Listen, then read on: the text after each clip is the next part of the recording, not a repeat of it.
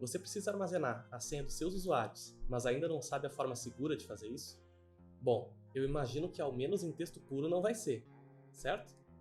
Nesse vídeo eu vou te mostrar o que você deve evitar na hora de armazenar senhas e também dicas fundamentais na hora de criar hashes mais seguros. Primeiramente, deixa eu te explicar alguns termos. O encoding, ou codificação em português, transforma os caracteres em um padrão já conhecido e tem uma reversão facilitada. Não sabe do que eu estou falando? Peraí, vamos ver um exemplo. O Base64 ele transforma o texto de entrada em uma quantidade quase proporcional de caracteres de saída. E os caracteres variam entre letras maiúsculas e minúsculas e também números, sendo que pode aparecer o símbolo de igual uma ou duas vezes no final do texto. Quanto maior o texto de entrada, maior vai ser o texto em Base64 na saída também. E embora pareça bem difícil de adivinhar o que originou aquele texto, ele tem uma forma de retorno, então é muito simples identificar qual texto gerou aquele resultado em Base64. O URL encode também é um bom exemplo do processo de encoding. Ele troca alguns caracteres especiais quando a gente digita na barra de endereços do navegador. Você provavelmente já notou, ao digitar um espaço, ele trocar por um porcentagem 20. É isso que acontece quando o texto é encodado em URL encode. No geral, independente de qual processo de encoding, a gente não deve usar para armazenamento de senhas, porque ele tem a reversão muito fácil e assim um invasor poderia ter a senha real dos nossos usuários caso vaze a nossa base de dados. Outro processo que cria dúvidas na hora de armazenar a senha do usuário é a encriptação, que embora pareça a melhor alternativa, não é. Um processo de encriptação ele funciona com pelo menos uma chave, que serve tanto para criptografar como para descriptografar um conteúdo. Então existe um processo reverso. A gente deve usar a encriptação quando a gente de fato vai precisar saber a informação real que foi encriptada e assim utilizar a chave para isso. No processo de autenticação de usuário, a gente não precisa saber a senha real do nosso cliente. A gente só precisa saber se ele digitou corretamente no processo de login. E se você não deve usar nem o encoding, nem a encriptação, o que você deve usar? O processo correto é o hashing. O hashing não tem reversão, e isso faz dele a melhor escolha na hora da gente armazenar as senhas dos nossos usuários. Existem vários algoritmos de hashing, mas todos eles fazem cálculos em cima da nossa informação de entrada para gerar uma quantidade fixa de caracteres na saída. Então, mesmo que a gente esteja fazendo hashing com 2 caracteres ou com um livro inteiro, a saída vai ser exatamente igual. Mas não basta usar qualquer algoritmo de hashing. Tem alguns muito conhecidos, como MD5, SHA-256, SHA-1, que servem para uma outra finalidade, mas por serem muito conhecidos, muitas vezes os programadores usam esse tipo de algoritmo para armazenar senhas sem saber o perigo envolvido. E aí você pode estar a essa altura se perguntando, se eu tenho que usar hashing para armazenar minhas senhas, e o MD5 é um algoritmo de hashing, por que eu não posso usar ele? Tanto o MD5 como o SHA-1, SHA-256 são algoritmos muito rápidos, muito mesmo. E eles são tão rápidos assim porque a finalidade deles é outra. Eles são usados para comparar arquivos, por exemplo, num antivírus. Uma vez que o antivírus identifique um arquivo novo malicioso, ele faz um hashing daquele arquivo e guarda somente o hash no banco de dados.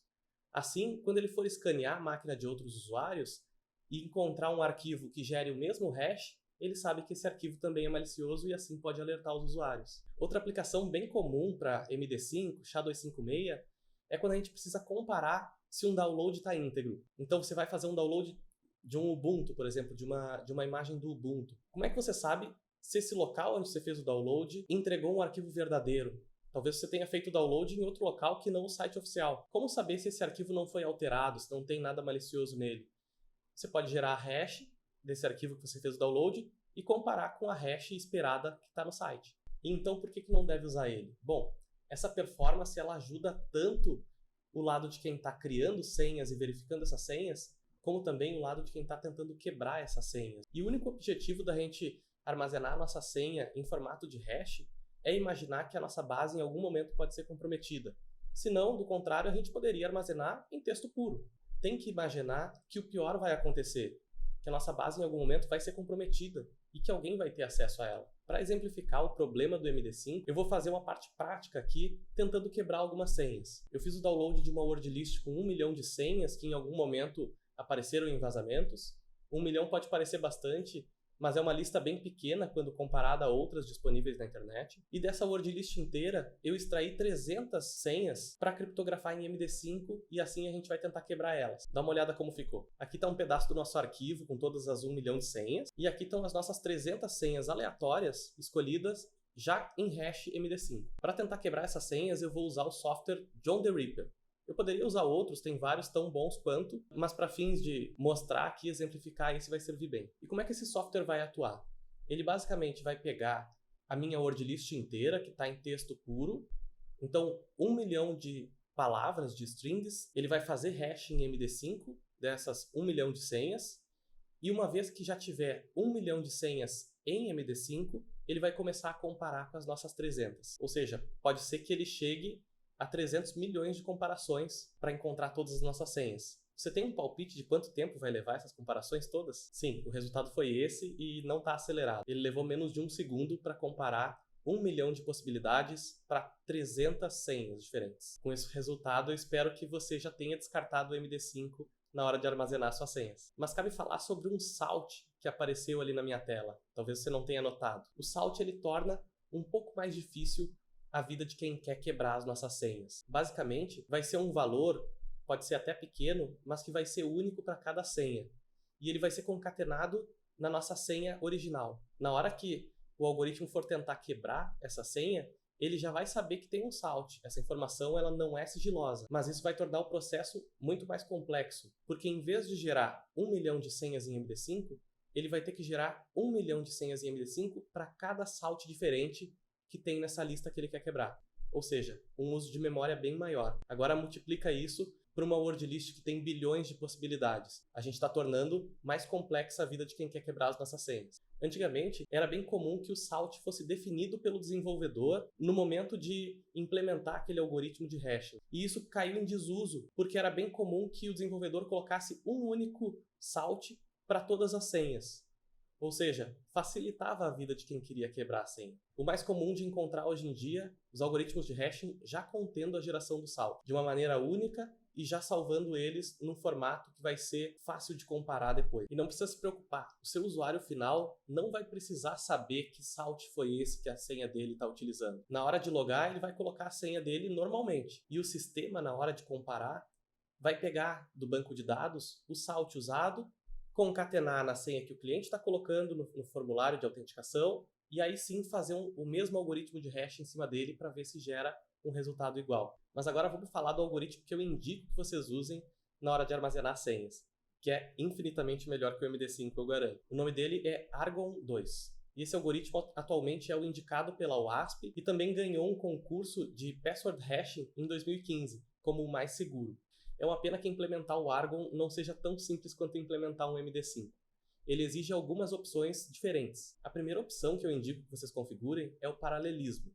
Essa opção serve para que o nosso algoritmo utilize mais de uma thread na hora de gerar hash em Argon 2. E um bom valor para começar colocando no paralelismo é o dobro da quantidade de núcleos do servidor de produção onde o meu sistema vai rodar. A segunda opção que eu indico que vocês configurem é a memória.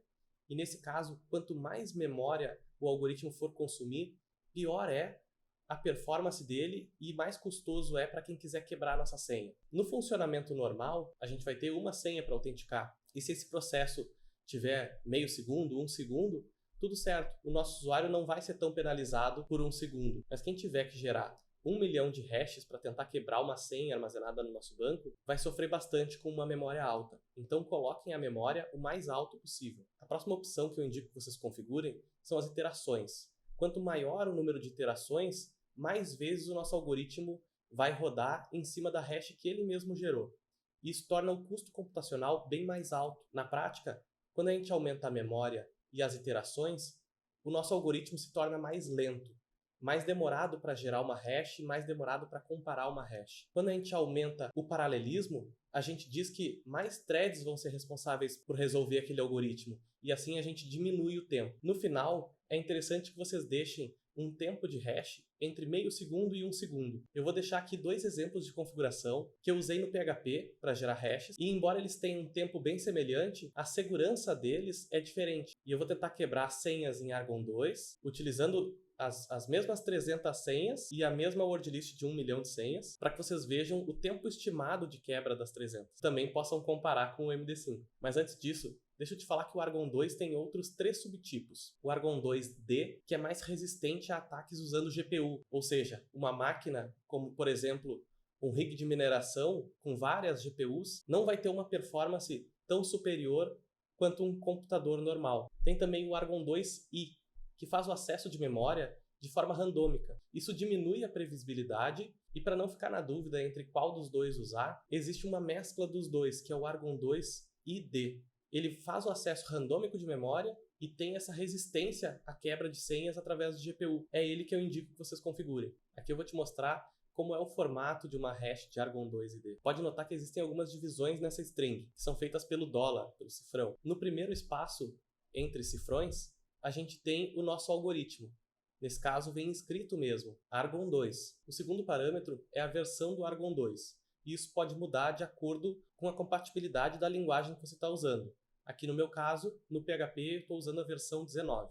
Mas não precisa se preocupar com a versão. O próprio algoritmo já gera essa string inteira colocando a versão que ele está instalado. No terceiro argumento dessa nossa string, a gente vai ter 3 variáveis, que são a memória, as iterações e o paralelismo. O quarto parâmetro é o nosso salt, que foi gerado automaticamente e é único. E o quinto parâmetro é a nossa hash em Argon 2, usando já a senha do usuário, o salt, a quantidade de iterações e a versão de Argon 2 utilizada. Então agora a gente vai fazer aquele nosso ataque de dicionário, ou seja, a gente vai pegar uma word list e tentar bater com as nossas 300 senhas, dessa vez em Argon 2. E depois eu ainda tenho mais uma dica para te dar, que vai deixar as senhas imunes a ataque de dicionário.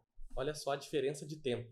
Aqui eu nem deixei o John the Ripper rodar até o final. Eu estou exibindo para vocês o tempo estimado de conclusão, que pode até variar e aumentar dependendo dos fracassos que o John the Ripper vai tendo ao longo das comparações. Mas ainda assim, se alguém quiser deixar muito tempo, é só uma questão de continuar tentando, né? A gente vai estar ainda suscetível a esses ataques de dicionário, ataques onde uma lista de palavras conhecidas comparado com as senhas que estão no nosso banco. A próxima dica que eu vou te dar é usar pepper. A gente já usou o salt, que é sal, agora a gente vai usar a pimenta, que é o pepper. Nada mais é do que uma espécie de salt. Também é uma string que vai ser concatenada à senha real do usuário antes da comparação, porém essa string ela vai ser fixa, não versionada e não armazenada no banco. Ela vai ficar somente no servidor onde roda a sua aplicação, a sua autenticação. A ideia é, por mais que o usuário use uma senha simples, ABC123, que com certeza está em muitos dicionários, muitas listas de senha, a senha que a gente vai usar para armazenar não é gerada só através de ABC123. É ABC123 concatenado com uma string segura que a gente colocou. Isso nos permite flexibilizar um pouco os parâmetros para o nosso usuário criar a senha. Eu não vou precisar que esse usuário crie uma senha com 15 caracteres para que ela seja segura. Talvez com 8 já seja suficiente. Mas bom, requisitos de tamanho de senha, uso ou não de Two-Factor Authentication, ou até mesmo boas práticas na hora de lidar com a sessão ativa do nosso usuário, são papo para um outro vídeo. Espero que tenham gostado do conteúdo. Quem não for inscrito ainda puder se inscrever, me ajuda bastante. E até um próximo vídeo.